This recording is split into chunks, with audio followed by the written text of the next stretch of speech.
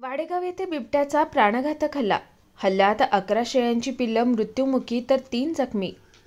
वाडेबोलाईत वाडेगाव येथील पठारे वस्तीमध्ये वाडेगाव केसनंदर रोड लगत असलेल्या मारुती ठवरे यांच्या घराशेजारी असलेल्या बकरी शेळ्यांच्या वाड्यात कंपाऊंड जाळी वाकवून बिबट्याने चोर पावलांनी शिरून शेळी बकऱ्यांवर प्राणघातक जीवघेणा हल्ला केला असून एकूण 11 शेळ्यांची करडे मृत्युमुखी तर 3 करडे जखमी झाले आहेत। यामध्ये मारुती ठवरे यांचे जवळपास 1.5 लाखांपेक्षा जास्त नुकसान झाले असून वन विभागाने त्या प्रकरणी योग्य तो पंचनामा करून नुकसान भरपाई त्वरित देण्यात यावी अशी विनंती या ठिकाणी ग्रामस्थ आणि ठवरे कुटुंबियांकडून करण्यात आली आहे।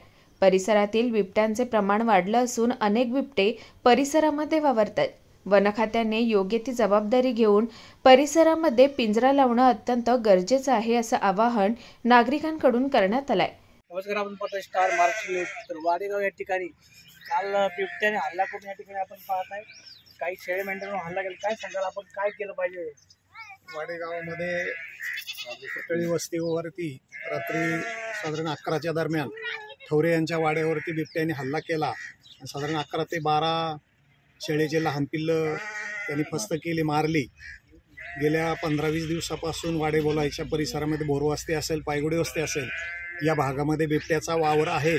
अनेक ग्रामस्थांनी अनेक ठिकाणी उसात पाणी धरत असताना बांधावरती बिबट्याला पाहिलेला आहे आणि त्याप्रमाणे फॉरेस्ट खात्याशी संपर्क साधून पिंजरा लावण्याची आम्ही विनंती केलेली आहे आणि त्याप्रमाणे फॉरेस्ट खात्याने बोरवस्तीवरती कॅमेरे बसवले, कारण फॉरेस्ट खात्याच्या नियमावलीप्रमाणे कॅमेरे बसून त्या बिबट्याचा वावर कसा आहे, रस्ते कसे आहेत ते शोधण्याचा त्यांचा प्रयत्न चालू आहे।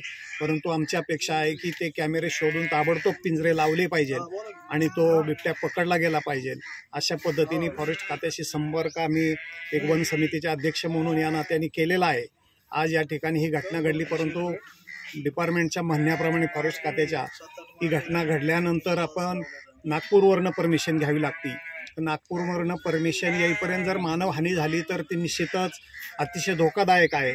या वाडेबोलाईच्या परिसरामध्ये मांजरे असेल, इकडं बेवरीपर्यंतचा जो ऊसपट्टा आहे, या ऊसपट्ट्यामध्ये सर्व ग्रामस्थ सर्व भयभीत झालेले आहेत, कारण शेतकऱ्याला शेतीमध्ये काम करण्यासाठी जावंच लागतं, कारण शेतीचं काम हे वेळेवर करण्याशिवाय पर्याय नाही।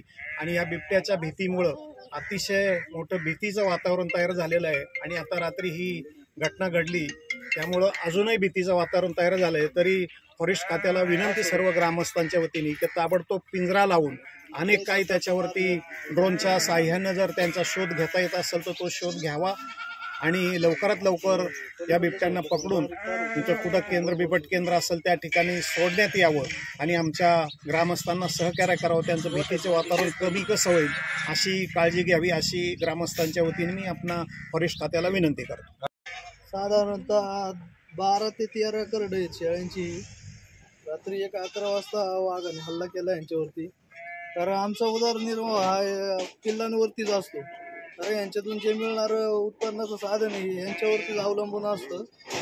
तर यापूर्वी 8-10 दिवसापूर्वी आमच्या पाहुण्याच्या एका बकऱ्यावरती हल्ला केला होता। वेळोवेळी शासनाला आम्ही विनंती करतो, कारण असं जर होत राहत असेल तर इथून पुढे शासनाने थोडी खबरदारी घ्यावी याची। आतापर्यंत किती वेळा झाला असेल? आता हे जवळपास आमचे 10 दुसरा हल्ला असेल। यापूर्वी माझी 30 ते 32 बकरं औषध खाऊन मृत्युमुखी पडली होती, त्याच्यानंतर हा पण दुसरा हल्ला आहे वाघाचा। बिबट्याने हल्ला केला किती वेळ आहे?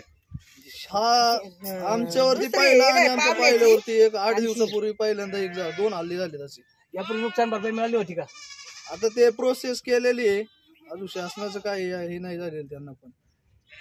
तर काय सांगा तुम्ही, बिबट्या पाहिला रात्री?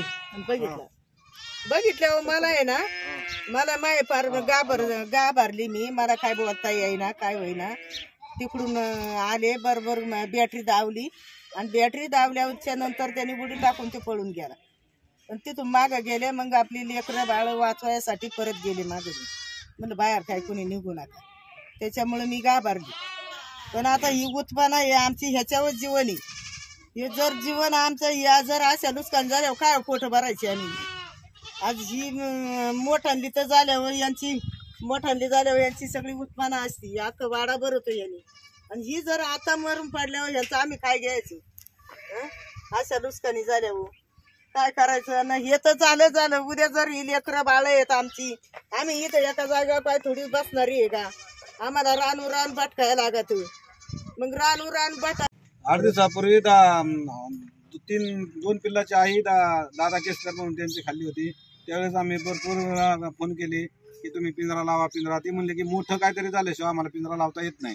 मोठी काहीतरी हानी झाल्याशिवाय बियावून खाली जागा होत आता मोठी हानी झालेली, आता त्वरित पिंजरा लावा. आता मला सांगितलं की मग अशी पिंजरा आहे बोरकेगावमध्ये घेऊन या.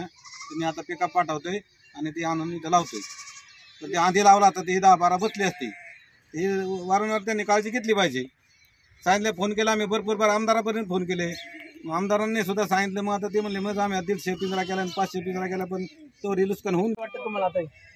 ही आमची कमीत कमी तरी 1.5-2 लाखाची नुकसान झालेली. यांनी भरपाई द्यावा आम्हाला.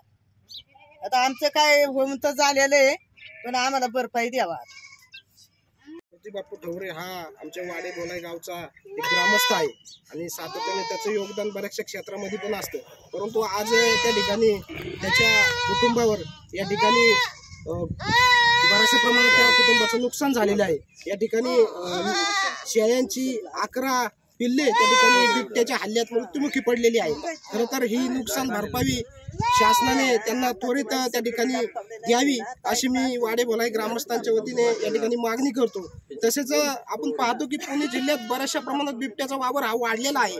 खरं तर या ठिकाणी शासनाने लक्ष देण्याची गरज आहे, परंतु जेवढं लक्ष दिलं पाहिजे तेवढं लक्ष दिलं जात नाही. आपण पाहतो की बऱ्याचशा ठिकाणी पिंजरे लावण्याची गरज आहे, पण पिंजरेही अपुरे पडतात आणि त्याच्यामुळे बिबटे फार मोठ्या प्रमाणात वावरत आहे आणि अशी नुकसान या ठिकाणी बिबटे करीत आहेत.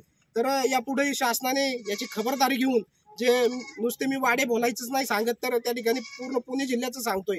पुणे जिल्ह्यात त्या ठिकाणी जिथे जिथे बिबटे वावरत आहे त्या ठिकाणी पिंजरे लावून त्या बिबट्यांना पकडून त्यांच्या त्या ठिकाणी जेथे त्यांना सोडायला पाहिजे त्या ठिकाणी सोडलं पाहिजे. आणि शेवटची विनंती करतो की या ठिकाणी वन खातं असो किंवा शासन असो, या शासनाने या मारुती बापू ठवरे यांना त्या ठिकाणी मदत त्वरित केली पाहिजे. Dnyaneshwar Patekar, star Maharashtra news, Pune.